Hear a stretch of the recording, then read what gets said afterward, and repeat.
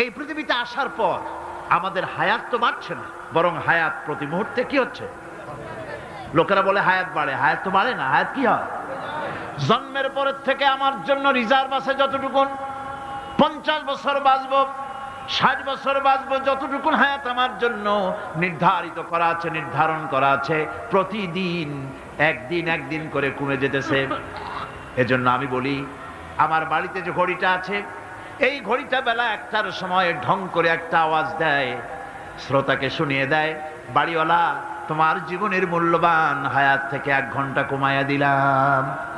2টার সময় 2টা ঘন্টা লাগায় শোনায় দিল, বান্দারে তোমার জীবনের মূল্যবান সময় থেকে 2টি ঘন্টা কমে গেল। এমনি করে দিন গেল, মাস গেল, বছর গেল, আমাদের হুঁশ হলো না। সময় চলে গেল তাস খেলে খেলে, সময় চলে গেল আমাদের খেলাধুলা করে, শয়তানি বদমাশি করে। সময় কতটুকুন পেলাম? কিয়ামতের দিন, বিচারের দিনটা যেটা হবে, আল্লাহ রাব্বুল আলামিন বলেন বিচারের দিনটাই লম্বা হবে 50 আলফা সানা মিম্মা তাউদ্দুন। বিচারের দিনটা লম্বা হবে কত বছর? 50,000 বছর। কত বছর? দুনিয়ায় যেভাবে তুমি হিসাব করো, দুনিয়ার গণনা অনুযায়ী হাসরের বিচারের দিনটা হবে 50,000 বছরের মতো লম্বা। এক কিতাবে দেখেছি, তিনি লিখেছেন হিসাব করে, কিয়ামতের ওই দিনটার হিসাবে 50,000 বছর একটা দিন লম্বা। ওই হিসাবে পৃথিবীতে যারা 60 বছর বাঁচলো, সেজন্য আখেরাতে 2 মিনিট দুনিয়ায় বাঁচলো। চিন্তা করেছ? মাত্র 2 মিনিট। 60 বছর যারা হায়াত পেল, 2 মিনিট বাঁচলো। এই 2 মিনিটের জন্য কত হাঙ্গামা, কত মারধর, কত সন্ত্রাস, ক্ষমতার জন্য লড়াই, হ্যান করেঙ্গে ত্যান করেঙ্গে, লাঠিকে আন্দার মুগুর ভরেঙ্গে, শক্তির ঠেলায় অস্থির। আমার বন্ধুগণ, সময় চলে যাচ্ছে স্রোতের মতো করে, কারোর জন্য সময় অপেক্ষা করতেছে না। আমাদের মৃত্যু প্রতি মুহূর্তে কাছে চলে আসতেছে।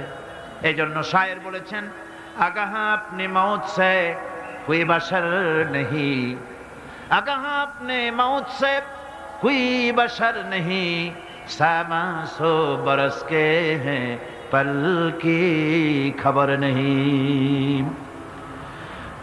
মৃত্যু সম্পর্কে আমাদের কারো জানা নাই, যে কোনো মুহূর্তে মৃত্যু আমাদের কাছে এসে যেতে পারে। মৃত্যু সম্পর্কে কিছুই জানা নাই, অথচ প্রতি মুহূর্তে আমরা মৃত্যুর দিকে এগিয়ে চলছি। মাল সামান 100 বছর কি ধরে খাবো তাও জমা করে রেখেছি, কিন্তু এক মুহূর্তের খবর নাই। মাহফিলে এসেছি, বাড়ি যেতে পারবো নিশ্চয়তা নাই। আছে? বলেন আছে? আপনি বাড়ি যাও ভালো, বসেছেন, দাঁড়াতে পারবেন, এই নিশ্চয়তা আছে? নাই। সুতরাং সূরার যে সময়ের উপরে কসম করে মূলত সময়ের অপরিসীম গুরুত্ব সম্পর্কে আল্লাহ পাক মানুষকে বুঝাই দিতেছেন। সময়ের দাম দাও। আমাদের সময় চলে যায় গান শুনতে শুনতে, আশ্চর্য মলম বিক্রি করা দেখতে দেখতে, তাস পাশা খেলতে খেলতে সময় চলে যায়, কেউ খেয়াল করে না। সময় বলতে অতীত কালও হতে পারে, আবার বর্তমানও হতে পারে। আর বর্তমান কাল কোনো কালই না। বর্তমান কাল কোনো কাল নয়। প্রতি মুহূর্তে ভবিষ্যৎ এসে বর্তমান হয়, আর প্রতি মুহূর্তে বর্তমান কি হয়? অতীত হয়ে যায়। বর্তমান কাল বলে কোনো কাল নাই, প্রতি মুহূর্তে অতীত হয়ে যাচ্ছে। এই যে আমি মাহফিলে বসছিলাম প্রথম এসে, ওইটা কি এখনো বর্তমান আছে? এই যে বর্তমান কথা বলছি, এটা অতীত হয়ে যাচ্ছে। সুতরাং বর্তমান কাল নাই। আল্লাহ পাক অল আসরের সময়ের কসম করে বলছেন। যদি আমরা চিন্তা ভাবনা করি, তাহলে আমরা লক্ষ্য করব আমাদের আসল মূলধন সময়। আসল মূলধন কি? জীবনের আসল মূলধন কি? সময়। ইমাম রাজি রহমতুল্লাহ আলাইহি এই পর্যায়ে এক বুজুর্গের ব্যক্তির কথা তিনি আলোচনা করেছেন। তিনি বলেছেন যে একটা লোক, তিনি সূরা আল আসর এর ব্যাখ্যা তিনি বুঝতেছিলেন না। ব্যাখ্যাটা কি? এই মাথার মধ্যে ঘুরপাক খাচ্ছিল এর ব্যাখ্যা কি? একবার তিনি বাজারে ঢুকলেন, তারপরে তিনি শুনতে পেলেন বাজারের এক প্রান্ত থেকে একজন চিল্লায় বলতেছে, সেই ব্যক্তির উপরে রহম করো যার পুঁজি গলে যায়, সেই ব্যক্তির উপরে রহম করো যার পুঁজি গলে যায়। উনি চিন্তা করলেন পুঁজি এবার গলে কেমনে? উনি দৌড়ে গেলেন, যায় দেখেন যে ব্যাটা চিল্লাচ্ছে সে হচ্ছে বরফ বিক্রেতা। কি বিক্রেতা? বরফ। বরফ। আইস। এখন এই বরফ বিক্রেতা সে চিল্লায় বলতেছে, সেই ব্যক্তির বড় রহম করো যার পুঁজি কি গলে যায়। সূর্যের তাপ বাড়তেছে আর বরফ গলে যাচ্ছে। সে বুঝাতে চাচ্ছে যে আমার এই বরফটা জমাট থাকা অবস্থায় তোমরা কেউ কেনো, যেহেতু আমার পুঁজি তো এর মধ্যে আমি ইনভেস্ট করেছি। এটা যদি পানি হয়ে যায় তো পানি তো কেউ কিনবে না, এটা তো যেখানে সেখানে পাওয়া যায়। বরফ পাওয়া যায় না বলেই তো আমি বরফ কিনে আনছি। তোমরা আমার প্রতি দয়া করো, তাড়াতাড়ি করে বরফটা কিনে নিয়ে যাও।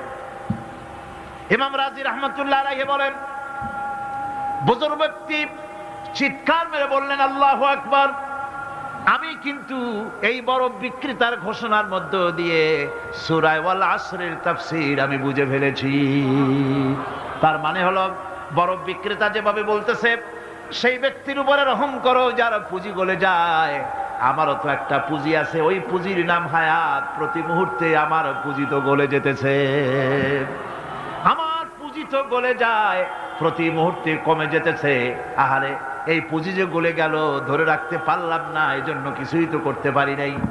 সূরা ওয়াল আসরের ভিতরে মানুষের আয়ুষ্কাল দেওয়া হয়েছে, বরফ গলে যাওয়ার মতো দ্রুত সে আয়ু কমে যাচ্ছে। একে যদি নষ্ট করে ফেলা হয়, ভুল কাজে ব্যয় করা হয়, সেটাই হচ্ছে মানুষের মূল ক্ষতি। মানুষের মূল ক্ষতি। ব্যবসায় ক্ষতিগ্রস্ত হয়েছে, এটা মূল ক্ষতি নয়। স্বাস্থ্য হারাইছে, মূল ক্ষতি নয়।